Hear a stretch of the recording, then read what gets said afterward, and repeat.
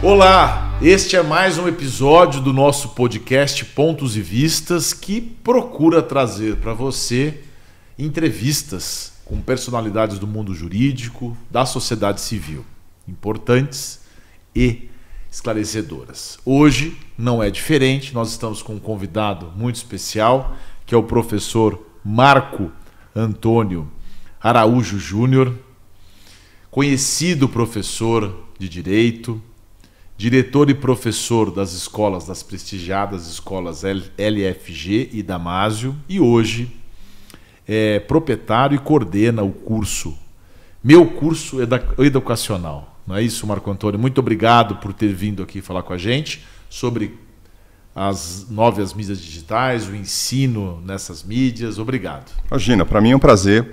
Obrigado pelo convite. É sempre um prazer estar na UAB, que é a nossa casa, e falando contigo, que é uma pessoa que eu admiro muito. Primeiro pela trajetória de ordem, né? Por ser um grande defensor de um tema que é muito sensível à nossa advocacia, que são as prerrogativas, e por ser um advogado de altíssima qualidade. Então, registro aqui a minha felicidade de estar contigo nesse bate-papo de hoje. Muito obrigado, a recíproca é verdadeira. Me diga uma coisa, você como experiente professor, a publicidade nas redes sociais tem crescido muito. Nós carecemos de uma legislação específica para esse assunto. De modo geral, a gente evoluiu. A lei, por exemplo, do direito do consumidor, dá conta de atender essa demanda? Essa pergunta é interessante porque a gente tem uma tendência de querer legislar sobre tudo. E, na verdade, nem sempre é o melhor. Às vezes é necessário, né? Esse assunto é um assunto que tem o CDC como aplicação, o Código Civil e o CDC em algumas situações.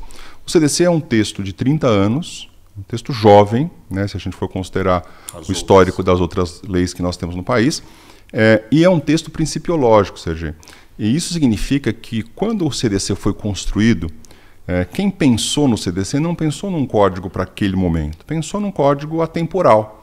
E os princípios do CDC se aplicam a situações de internet. Imagine que há 30 anos nós não tínhamos internet, né? Nem imaginávamos o que seria uma compra realizada por internet, né? E aí, quando a gente chega nos dias de hoje, onde as compras são realizadas pela internet, as relações humanas acontecem pela internet, relacionamentos surgem pela internet e profissões vêm da internet, como é o caso do influenciador digital, a gente olha quão visionário foi o legislador, na verdade, o grupo de juristas que fez parte daquele projeto e o legislador, quando aprovou o Código de Defesa do Consumidor. E aí já te respondo, há sim princípios do CDC que se aplicam às situações atuais na internet e que não demandam nova legislação. Mas há situações que podem ser regulamentadas de forma complementar ao que diz o Código de Defesa do Consumidor. Eu sempre escutei, embora criminalista, que o Código de Defesa do Consumidor é uma obra muito bem acabada, legislativa. Sempre escutei. E que nem sempre, na prática, ela é implementada. Então, em que momento essa produção principiológica ela consegue abarcar e não há necessidade dessa fúria legiferante? Você tem razão. No Brasil nós temos uma fúria legiferante, né? Se você pegar... Hoje, por exemplo, está sendo derrubada a Boate Kiss, lá no Rio Grande do Sul, e estão erguendo um memorial às vítimas. Eu me lembro de uma época que o legislador, para aparecer, queria fazer uma lei federal de combate a incêndios a boates. Quer dizer, algo... Oportunista, né? Total. Então você falou dessas lacunas e dessas necessidades de complementação. Quais seriam, então, na parte do digital? Quando a gente envolve direito digital, a gente já tem alguns marcos regulatórios. Então a gente tem o CDC, a gente tem primeiro a Constituição, que já é o texto mãe ali, né? A partir dela a gente tem o CDC, a gente tem o marco regulatório da internet, o marco civil da internet, que é um texto bastante relevante. A gente tem a Lei Geral de Proteção de Dados, que também se aplica a questões relativas à internet, porque ela fala de dados de uma maneira geral. Então nós já temos um conjunto de normas que se aplicam nessas relações de internet. E aí basta que a gente possa encaixar essas situações naquilo que já diz cada uma dessas normas, identificar se aquela conduta está ou não prevista.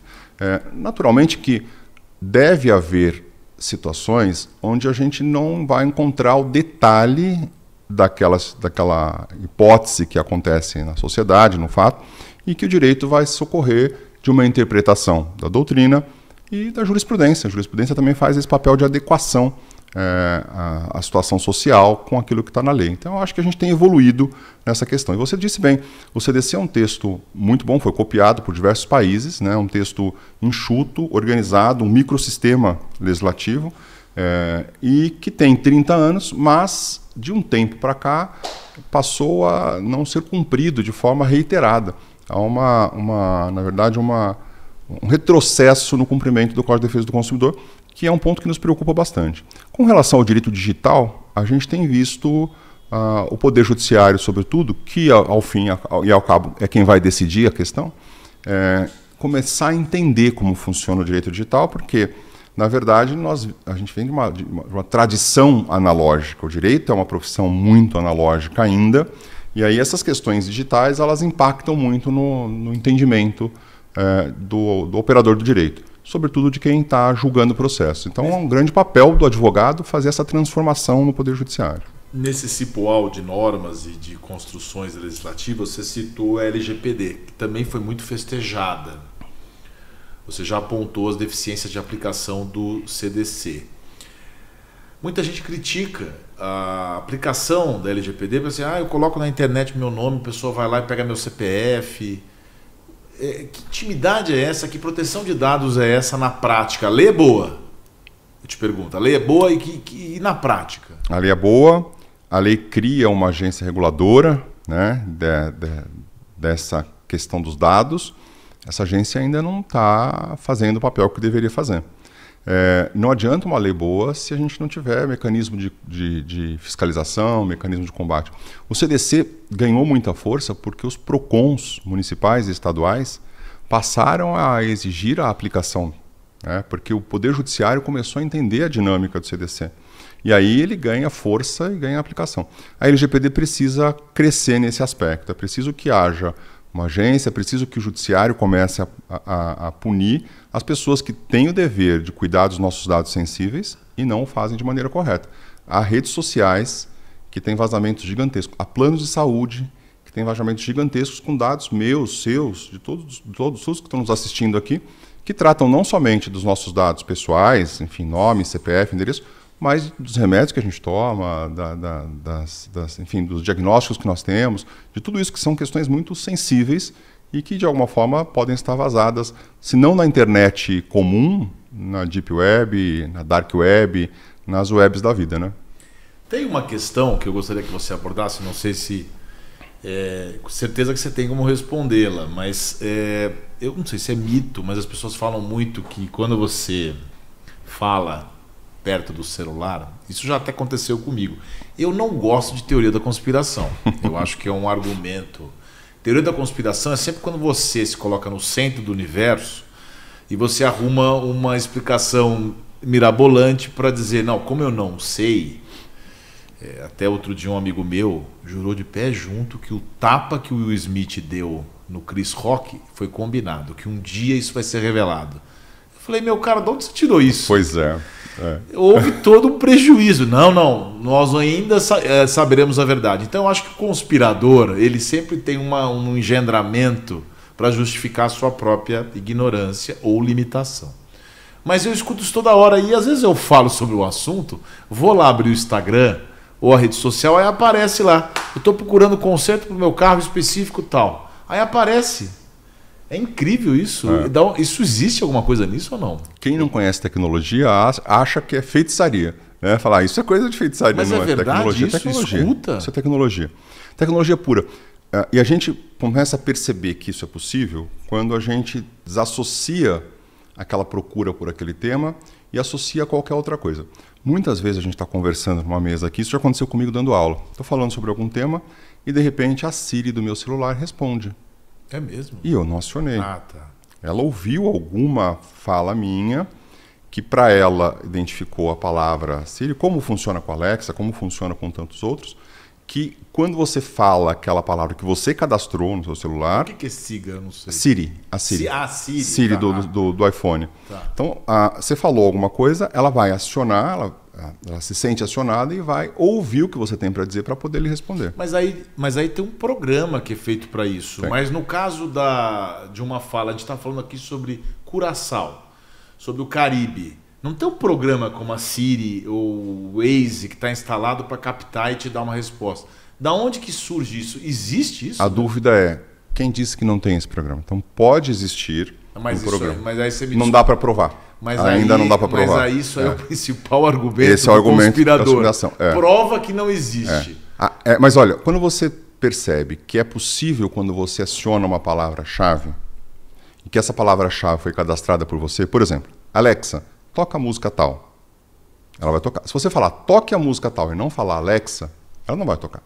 Então você cadastrou. E você pode cadastrar não Alexa, você pode cadastrar o nome que você quiser. Quando você aciona aquela palavra e a partir dali há uma leitura, ou seja, aquele equipamento vai ouvir o áudio e vai lhe responder, é porque ele fez a captação, certo, guardou aquela informação e lhe devolve uma resposta para aquela informação. Isso pode acontecer sem que você acione. Entendi. Ou seja, então, não sei quem, ou que empresa, ou que interesses atende isso, utilizaria dos recursos ou dos programas já existentes no seu celular para captar, digamos, essas vozes. Porque assim, você faz uma pesquisa no Google, por exemplo, você está registrando e existem contratos que você fecha ao adquirir esses produtos. Exato. Então, em tese, se a gente procurar lá sobre Curaçao, Caribe, Cuba... É mais fácil te perseguirem com aquela informação. Isso, de alguma forma, o Instagram, eu já percebi que o Instagram faz isso. Isso. E faz cruzando com informação do WhatsApp, porque é da mesma empresa. Tá. Então você passa para mim uma mensagem, Marco, estou pensando em viajar para Curaçao. Então a empresa dona do WhatsApp é a Meta. Então ela vai, capta aquela informação e já sabe que você é a mesma pessoa, porque seu celular está conectado com as duas bases de dados.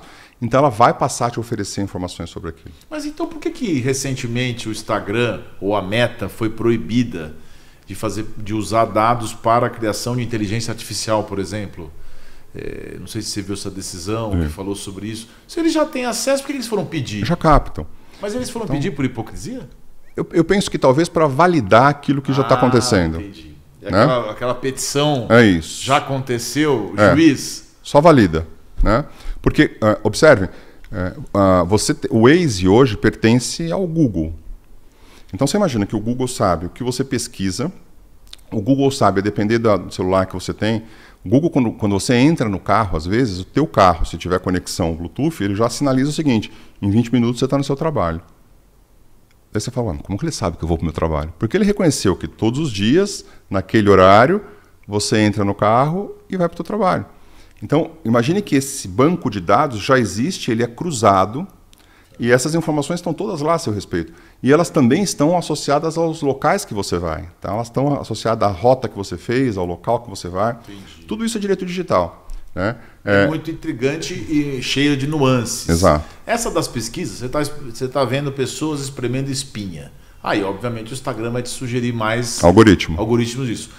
A minha dúvida, você já respondeu, né, que não tem uma prova. A minha questão era o áudio, a voz. Dizem que até desligado captaria. Essa a gente não tem uma prova. Não consigo avaliar isso porque não é. Existe uma suspeita. Sim. Se desligado capta, não, mas com ele ligado. Com ele ligado, não tem uma prova de que não existe. Tem, mas é muito possível que o aparelho já venha com essa habilitação. Entendi. E esteja captando o nosso áudio agora. Tem como se proteger disso, a não ser desligando? Eu penso que desligando. Tem gente que diz que nem desligando é possível. Desliga e leva para outro lugar. Deixa longe. Você sabe que a gente discute muito isso quando fala de direito digital em prova, que a Alexa é a principal testemunha dos casos de violência doméstica. Né? Porque geralmente as pessoas têm o Alexa no quarto ou a Alexa na sala e ela captou ali as conversas, né, daquele ambiente. Então a Alexa pode ser... por via das dúvidas, eu fecho a câmera da minha Alexa, por exemplo. Mas a Alexa não é só câmera, a Alexa também usa aparelhinho de áudio. Áudio e câmera. Minha mãe, por exemplo, ela me liga para perguntar como é que chama a mesma mulher. Como que eu chamo ela, né? Eu falo, mãe, Joana, só para brincar com ela. Tá? Agora, nesse mundo aí de... Você falou assim, a rede social, a parte que não faz corretamente.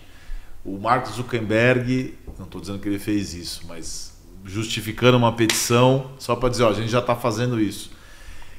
Muito se fala em regulação das redes, aí entra num debate, porque o abusador, seja o de mulheres ou mesmo do anonimato das redes, aquela pessoa que contribui por esse ambiente. É que as palavras hoje estão tão polarizadas. Se eu falar em ódio, dá a impressão que eu faço parte de um time político.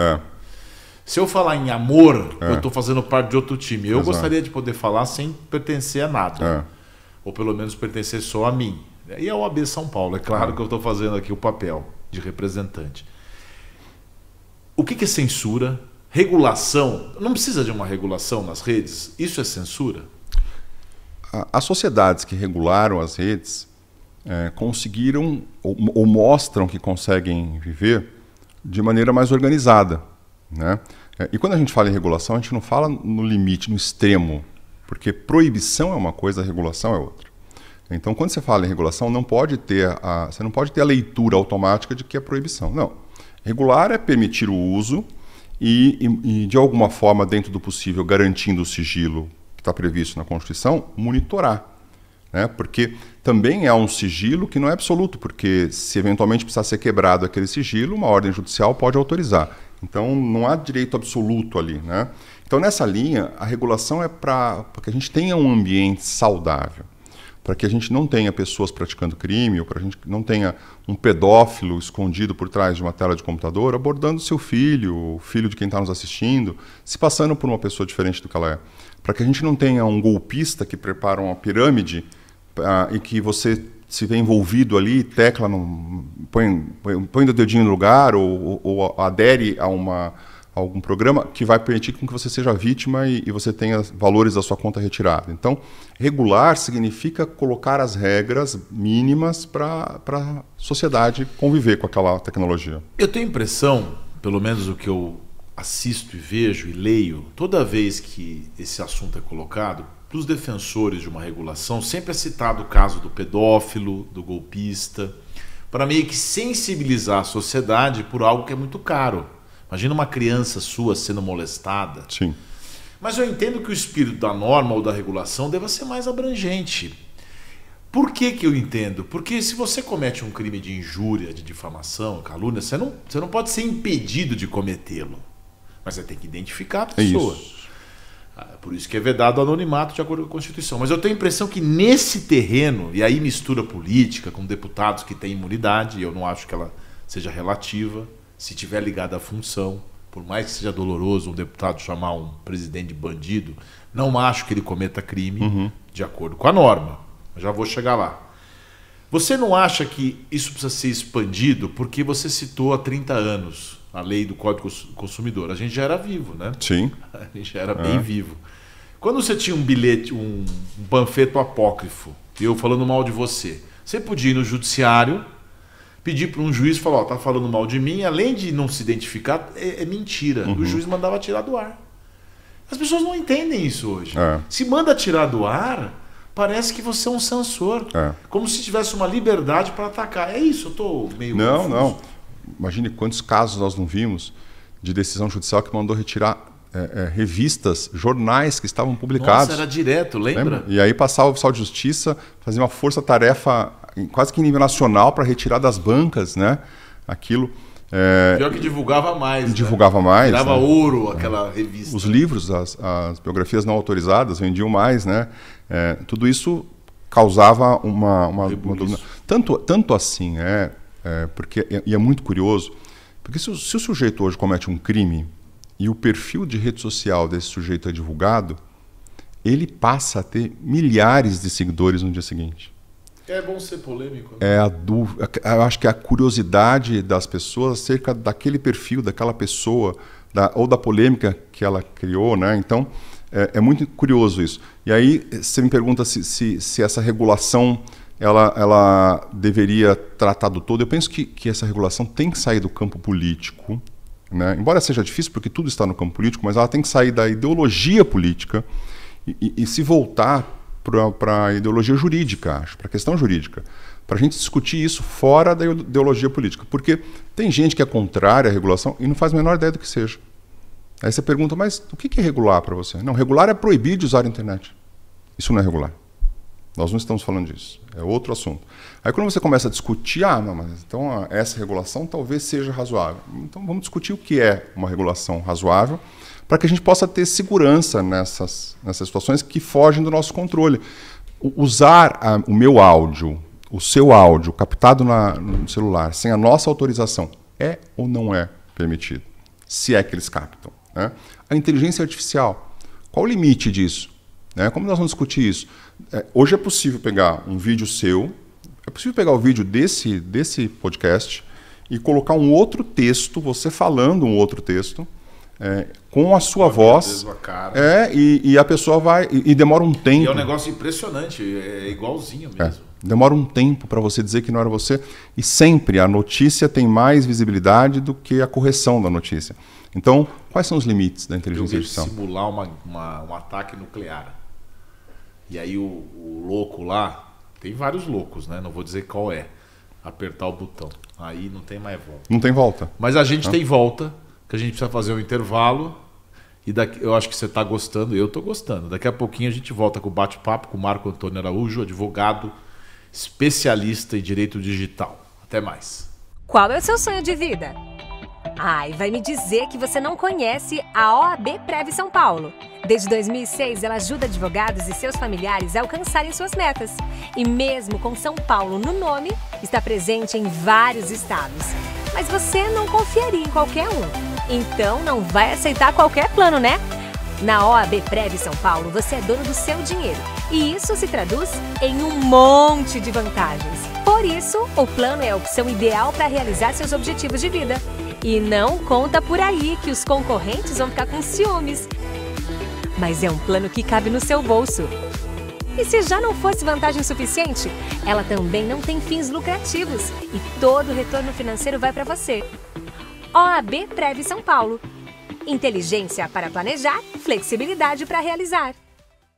Pontos e vistas de volta. Hoje nosso bate-papo é com o professor Marco Antônio Araújo Júnior, professor especialista em direito digital e também direito do consumidor, e nós juntamos as duas áreas para conversar sobre vários assuntos. E antes do intervalo nós estávamos falando sobre a regulação. Hoje nós vivemos uma sociedade muito carente. Eu até às vezes defendo que a questão política ela é mais comportamental do que ideológica, mas aí é uma outra questão, se quiser falar. Mas voltando ao digital, tem gente que acha que deve ser proibido uma pauta mais de costumes, que as pessoas estão tirando muito a roupa na internet. Tem gente que fala isso. Não, mas tem que ter uma regulação. O que eu sei, a Meta ou o Instagram proíbe a nudez total. Mas eu também não quero demonstrar que isso seja uma preocupação minha. Porque tem gente que está assistindo e fala, mas ele é conservador. E tem gente que se preocupa com outras pautas, como por exemplo das agressões. Que tem gente que não acha que tem que tirar. Não, tem que deixar a pessoa se expressar. O que é liberdade de expressão? E o que a regulação pode... Como é que a gente vai encontrar um nem tanto ao mar, nem tanto à terra? E onde que se dá essa regulação? É no Congresso Nacional? Encontrar essa fórmula mágica é o segredo. É a pergunta de $1 milhão. É a pergunta de $1 milhão, o segredo do sucesso. Porque nós temos aí vários interesses. E aí, olhando pela ótica jurídica, quando você fala, por exemplo, de nudez, vou usar o exemplo da nudez. Desde que ela não fira nenhum outro direito, desde que ela talvez possa ser uma possibilidade numa rede, mas há redes para isso, há redes específicas para isso. Então, há redes onde as pessoas mostram parte do corpo e ganham por isso. Hoje, a prostituição mudou a figura da prostituição. Hoje, pouco se tem a prostituição no modelo que nós tínhamos há 20 anos atrás, e muito se tem a exposição do corpo, ou às vezes praticando ou não, situações de sexuais, mas cobrando por aquilo em redes sociais específicas, onde a pessoa cobra e aquela rede explora aquele vídeo, e a pessoa não precisa mais pertencer a um grande grupo ou vender um vídeo. Não, ela tem lá os vídeos que ela mesma produz e que ela mesma vende. Então, há redes específicas. Ali é possível controlar... E ganha muito dinheiro, né? Muito dinheiro, muito dinheiro. Ali é possível controlar, ou pelo menos teoricamente, é possível controlar quem acessa. Porque a pessoa tem que ter um cadastro e tem que ser maior de idade, enfim, controlar essas questões. O ruim é quando numa rede aberta, a criança de 6, 7, 8, 9 anos faz uma pesquisa, e hoje uma criança de 8 anos já sabe, já entende um pouco mais, gente, às vezes mais do que a gente, ela joga uma pesquisa ali no Twitter e vem cenas de sexo explícito. Então aí você olha e fala, será que eu não preciso mesmo ter uma regra para isso? Será que tem que ser um ambiente absolutamente aberto, sem nenhum tipo de regra para a utilização? Ou cai num aplicativo de comunicação, por exemplo, o Telegram, que tem problemas seríssimos com regras de... Telegram não tem muita regra. É mais terra de ninguém ainda. É isso. Então, aí você vai para lá e aí quando você percebe, você está vendo crianças acompanhando aquilo, você está vendo... Ou seja, esses conteúdos soltos, eles causam um certo problema. Por isso que, quando a gente fala em regulação, a gente não está falando em proibição, a gente está falando em entender como aquela matéria conflita com os demais direitos que nós temos, né? Já que nenhum deles é absoluto, a gente tem que fazer esse exercício e tentar contemporizar para que a gente não tenha problemas futuros. Porque, de fato, quando uma informação cai na internet, Sergei... Mas será que a gente não está tentando contemporizar muito porque é algo muito pessoal, muito novo, muito personalista? Por exemplo, você está na tua casa. Hoje tem gente que fica 8 horas no Instagram. E é a companhia do cara, ou da pessoa, da mulher. E mexer nisso, dela acessar nudez, dela acessar a briga na rua, ou o deputado xingando o político, parece uma coisa assim que as pessoas têm um pouco de preocupação.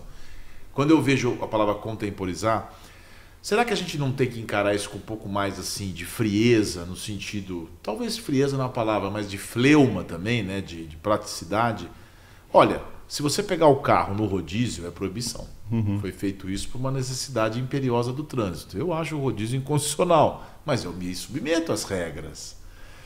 Será que não é uma hora também da gente falar assim, escuta, vai ter proibição mesmo, para a gente poder ter um ambiente... Nem todo mundo vai ficar feliz. Só que o próprio avanço civilizatório pressupõe freios e contrapesos. Da onde que se tirou que esse é um terreno livre, que isso afeta a nossa vida? Alguém vai ficar desapontado com uma norma, não? Eu fico preocupado quando eu vejo as Big Techs brigando pela não regulamentação. Por quê? Porque nitidamente é bom não regulamentar para as Big Techs. Por quê, hein? Porque daí, se você tem algum tipo de controle, as pessoas vão usar menos. As pessoas, de alguma forma, vão ter limitações e aí elas não usam. É muito importante para uma rede social que você fique 8 horas nela. Muito importante. Você consome tudo que ela tem para vender para você. E o algoritmo é isso. Você dá audiência e ele ganha dinheiro. É isso. O algoritmo dinheiro. É dinheiro. Então, o nosso consumo representa dinheiro. Né? Então, o algoritmo faz exatamente isso, aquilo que você falou. Se eu entro para ver carro, algumas redes sociais começam a apresentar carro, e não é apresentar carro de qualquer... Não, o carro que eu estou pesquisando. Aquele vídeo que eu fiquei mais de 8 segundos... É o suficiente para que outros vídeos na mesma linha, cadastrados, tagueados na mesma linha, comecem a aparecer de forma repetida para mim. Você lembra quando a gente era jovem, tinha o CONAR proibia mensagem subliminar na televisão? Total. Mas aí era um artifício. E a televisão também nos levava pelas propagandas, a gente era influenciado, tanto que proibiram o cigarro e tal. Alguém pode dizer, não, mas é a mesma coisa numa escala maior, por que você vai proibir? Então, eu acho que você usou um bom exemplo. Proibir publicidade relacionada a cigarro ou a bebida em determinado horário, bebida alcoólica em determinado horário, ou publicidade infantil. Tudo isso nós tivemos proibições e todo mundo reclamou disso.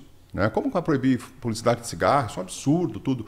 E ela, de alguma forma, teve um papel naquele momento histórico e hoje a gente olha para trás e enxerga que fez sentido.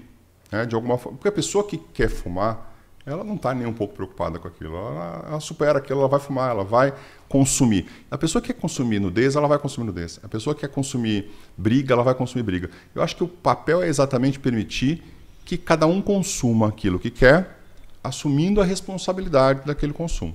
A regulação não existe para proibir, para impedir. A pessoa assume o risco. Você deu o exemplo do rodízio. Eu não concordo com o rodízio. E hoje eu quero furar o rodízio. Está tudo bem, vai chegar uma multa na sua casa. É claro. É isso. Então você assumiu o risco de descumprir aquela regra. Eu acho que na internet tem que ser muito parecido. Então, a partir daqui, aqui é um limite onde você pode chegar. A partir daqui você vai precisar deixar mais dados seus e você pode ser monitorado. Ok? Essa é mais ou menos... Parece simples, né? Porque esse é mais ou menos o mandamento constitucional. É proibida a censura, a liberdade de expressão, né? Ou melhor dizendo, é livre. E você tem que se identificar, proibido o anonimato. E depois tem um outro capítulo que diz: você responde civil e criminalmente pelos atos que você comete. Parece simples, mas equacionar, e aí vem os políticos com os discursos diametralmente opostos, aí vira a casa da mãe Joana. O problema é esse, né? Porque daí quando você fala que a Big Tech diz o seguinte: não, mas eu não consigo controlar, eu não consigo saber se o Sergei vai ou não passar. Não consegue ou não quer gastar dinheiro? Consegue, já faz isso hoje. Consegue, mas não quer gastar e não quer punir. Já vende hoje. Não quer punir, que senão você tira o cara. Isso, porque ela vende, hoje é um serviço. Então, eu vou contratar uma publicidade na internet, eu quero falar o seguinte: eu quero falar com pessoas de 35 anos, homens, perfil B e C, que morem no bairro tal. Eu consigo me comunicar com essas pessoas. Eu faço uma publicação e vou atingir só essas pessoas. Entendi. Ou seja, não existe marketing mais direcionado, mais objetivo que esse que é vendido hoje pelas Big Techs. Então, se ela consegue saber quem é o homem com 35 anos, que mora naquele bairro, que é classe social tal, ela consegue saber o que aquela pessoa está consumindo, ela consegue saber o histórico de consumo daquela pessoa. Então, ela monitora já aquilo, já há um monitoramento. O que ela faz com o monitoramento ela vende aquilo para alguém, no formato de publicidade, e ela não quer que ninguém mexa nisso, porque isso tem um dinheiro grande envolvido. O que é pior na sua visão? Me veio eu posso estar fazendo um dualismo equivocado, você me corrija, por favor. O que é pior? Um Mark Zuckerberg constrangido perante um congresso dos Estados Unidos, tomando um monte de pito, burdoada, e, na minha opinião, fingindo um constrangimento, ou um dono do Twitter, esqueci o nome, Elon Musk, que deliberadamente assume uma postura mais, diz ele, liberal com relação aos conteúdos. O que é pior nesses dois aí? Eu acho que são perfis distintos com a mesma finalidade. Quer dizer, os dois são business. Os dois são empresários. E eles estão olhando para o negócio deles. Só que cada um tem um perfil. Cada um tem um jeito de lidar com essa questão. Um assume a questão: olha, é isso mesmo, é desse jeito que vai ser liberal, que pode tudo, e essa rede é minha, eu faço o que eu quero. E o outro finge que não, calma, deixa eu tentar... Mas esse que finge está adotando alguns métodos de maior controle? Você tem essa notícia? Não, eu não sei. Eu não tenho visto na prática. A gente viu de o vez em vazamento quando de dados do tem umas Facebook. Contas suspensas. A gente tem casos de contas suspensas. A gente tem casos de contas usadas com finalidade comercial, que são suspensas sem nenhum argumento. Isso tem? Tem, e aí você tem que judicializar situações como essa. Eu tenho vários casos assim. Contas profissionais que não descumpriram nenhuma regra e que foram suspensas sem nenhum argumento, sem e você precisa judicializar, porque era o único meio de publicidade daquela pequena empresa, daquele pequeno empresário, e aí você tem que judicializar, e aí eventualmente até tem indenização por isso. Uma das críticas que eu vi lá no Congresso americano é que a Meta investe pouco, gasta pouco dinheiro, isso pelo menos do balanço que eles apresentam, nessas áreas. Precisa gastar mais em fiscalização, em controle, em mediação e entender. Talvez por causa disso que tem tanta injustiça. Os argumentos das empresas é que isso é feito hoje por inteligência artificial.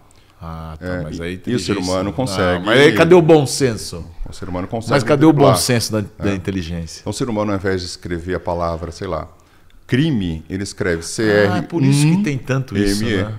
Eu acho isso tão... É isso. Então, para quê? Para não captar, a inteligência não captar. Então, ao invés de escrever com I, ele põe o número 1 no meio. Agora, você vê, eu não sabia. Por isso que tanta gente que xinga político põe essas coisas no meio para não ser identificado. O sistema não identificar, porque o sistema identifica aquilo, pode apagar aquela mensagem, pode punir o usuário, e o usuário fica tentando driblar a inteligência artificial. Né? Quando, na verdade, deveria ter um sistema mais eficiente, mais eficaz, que pudesse, de fato, verificar o que acontece de crime ali no ambiente virtual. Falando em crime, nós temos os jogos de azar online. E tem esses joguinhos todos. Primeiro, são proibidos no Brasil os jogos de azar? E esses joguinhos que tem na internet, que as pessoas viram e mexem, não sei o nome aqui, nem quero fazer propaganda, mas o jogo não sei do que, perdi 200 mil, 300 mil. Isso aí, como é que funciona isso? Os jogos de azar só são permitidos quando há lei que autoriza, né? Como a gente tem aí, Senna, aquelas loterias e tal. Do contrário, são proibidos. Mas a dinâmica essas empresas estão localizadas fora do Brasil e usam influenciadores digitais, pessoas que têm influência nas redes sociais, que é um papel que vem ganhando um espaço muito grande dentro da sociedade, né, o influenciador digital, e usa esses influenciadores para fazer propaganda, para chegar num grupo determinado de pessoas. E o que se apurou em algumas operações policiais é que esses influenciadores ganhavam não só pelo valor da propaganda. Ó, você tem aí tantos seguidores, então vou te pagar 20 mil, 30 mil, 50 mil, 100 mil para você fazer um store, né, colocar lá nos seus stores. Não. Eles ganhavam por cada vez que o usuário perdia. Ou seja, eram praticamente sócios do projeto, né? E aí a discussão que começou a surgir é se esses influenciadores seriam responsáveis, do ponto de vista civil, por essa publicidade irregular, por essa publicidade que era feita. E o STJ tem se posicionado no sentido de que... Mas eles não fazem, né? Agora, então, é um grande desafio esse marco regulatório ou regulação, porque assim, a gente fala muito de cassino no Brasil, de jogos, aí tem uma bancada evangélica que é a favor da não regulação, pelo menos os que eu conheço, para poder ter discursos livres, também porque o contexto político nos levou a isso.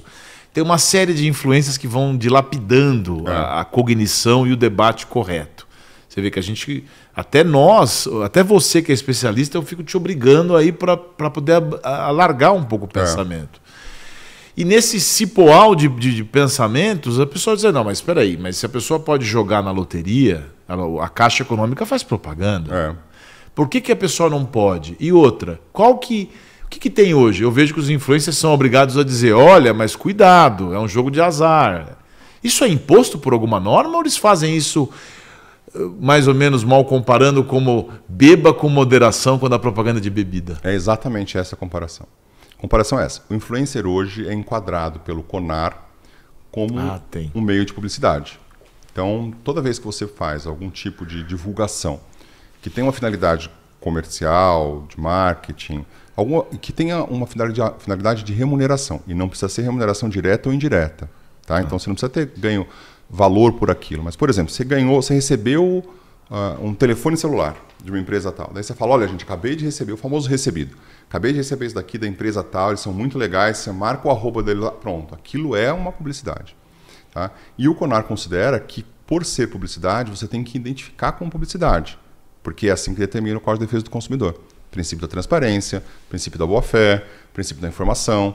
Tem que identificar com publicidade e aí você tem que colocar ou public post, ou tem que dizer que é publicidade paga. E hoje as redes sociais já tem um lugarzinho para você clicar que é publicidade paga. Tá? Por quê? Porque aquilo está sujeito ao Código de Defesa do Consumidor. Então, aquela história do beba com moderação é, de alguma forma, um ponto de alerta do agente publicitário, que é o influenciador digital, dizendo, olha, eu estou te vendendo aqui um produto para emagrecer, mas consulte seu médico. Se você não consultar seu médico, pode ser que não dê certo. Tá? Esse é um caso concreto que existiu de um chá que prometia que a pessoa emagrecesse e foi parar no CONAR, tanto a empresa quanto a influenciadora digital. Eu gosto daquela história, porque eu tomo limão de manhã, né?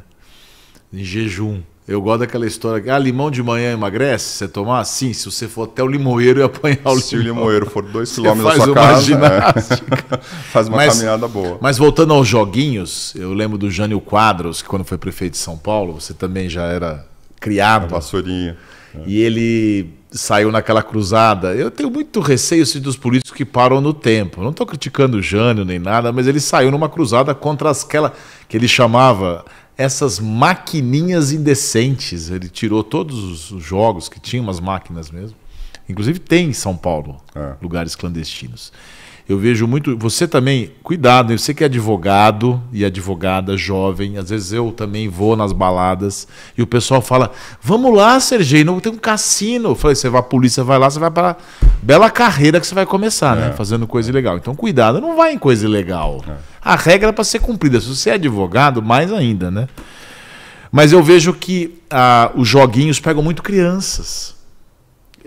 Menor de idade, tem que ter. Só que assim, antigamente você tinha. A criança for numa casa lotérica, ela não faz o jogo. Exato.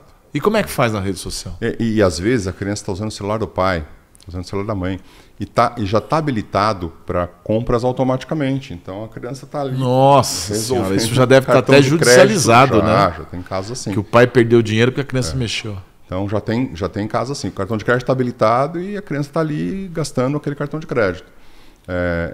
Talvez por isso, mais um elemento que a gente traz. Lógico que você fala, está sensibilizando com um assunto que envolve criança, que envolve pedofilia, mas são fatos que, de uma maneira prática, estão ocorrendo hoje. Então a gente precisa olhar para eles e enxergar como que isso é resolvido. O judiciário tem observado essas situações, mas demora um processo dessa natureza. Demora, é cultural também, sobretudo cultural. Demora. Então, talvez a regulamentação, alguma lei nesse sentido, venha para agir como deve haver, né, na lei, aquele critério de prevenir, né, e não esperar que o judiciário venha decidir sobre um assunto como esse. Eu lembro uma vez, mal comparando, que teve um jogo do São Paulo aqui no Morumbi contra um time da Argentina e em determinado momento o outro jogador, acho que era Sábato, eu não lembro o nome dele, xingou o jogador. Xingou não, né? Foi racista, chamou o jogador do São Paulo grafite. Não vou nem repetir o que ele falou para não. E aí um delegado, no meio tempo, acabou o intervalo, foi lá e prendeu em flagrante o cara. Na época, os comentaristas de rádio e televisão, esse delegado quer aparecer como se o estádio de futebol fosse um ambiente imune a crime. Então, como é que a gente faz? Porque assim, é um lugar como outro qualquer. Tem um anonimato, as pessoas xingam todo mundo, xingam a mãe da pessoa, você não tem como processar. E se a gente fizesse já que você falou em dinheiro, se a gente responsabilizasse, tem uma lei que responsabiliza, eu não quero ter essa fúria legiferante, né? Mas a gente responsabilizasse também as plataformas.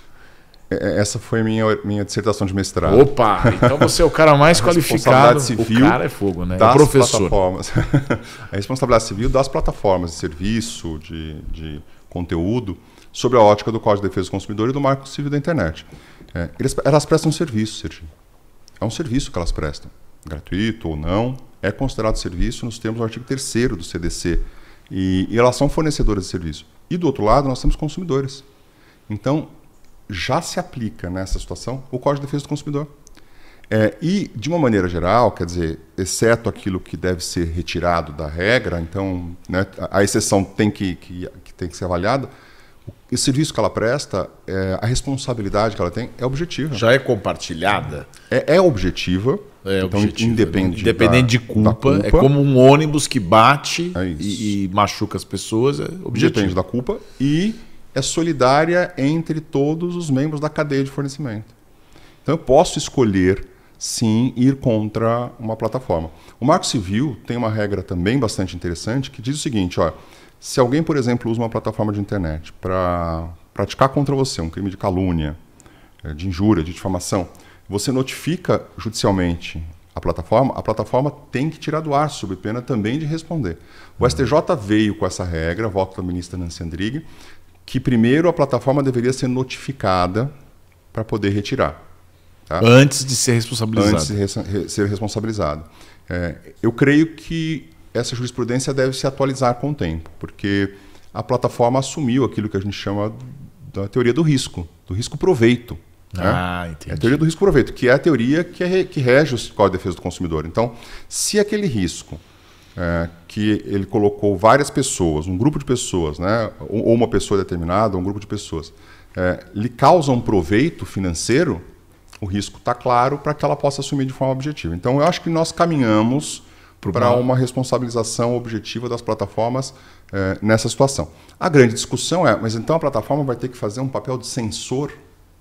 A plataforma vai ter que ver o que não, isso daqui que não publicou. Interessa esse papel para eles. Exato. Né? E também, do ponto de vista da sociedade, será que a plataforma teria esse papel? Isso daqui que o Marco Antônio publicou contra o CERG é crime. A plataforma vai fazer esse papel? Esse é um desafio, de avaliar se o papel de censor seria feito pela plataforma. Mas há situações que são situações escrachadas, né? Quando alguém usa a tua imagem, aquilo teria que ser retirado de imediato. E quando o dono da plataforma começa a se manifestar? Aí fica mais complicado. E aí é quase como o jogo de futebol acontece porque eu sou dono da bola, né? E quando eu for embora eu levo a bola e aí para o jogo. Aliás, o que mais tem no mundo hoje são donos da bola, né? Nós criamos uma geração de pessoas que... Bom, aí já é comportamental. E tem mais um desafio. Infelizmente, o tempo está acabando. Além dessa fixação da culpa na responsabilidade solidária ou objetiva, teria também o valor do dano, né? Será que a gente vai cair naquela historinha que tem... Eu falo historinha porque tem casos realmente de enriquecimento sem causa. Só me incomoda muito a palavra enriquecimento ilícito. A pessoa perdeu um parente no acidente, aí vem lá o desembargador e vamos evitar o enriquecimento sem causa. Isso vai acabar acontecendo também, né? Por que no Brasil não se indeniza direito o cidadão que foi lesado?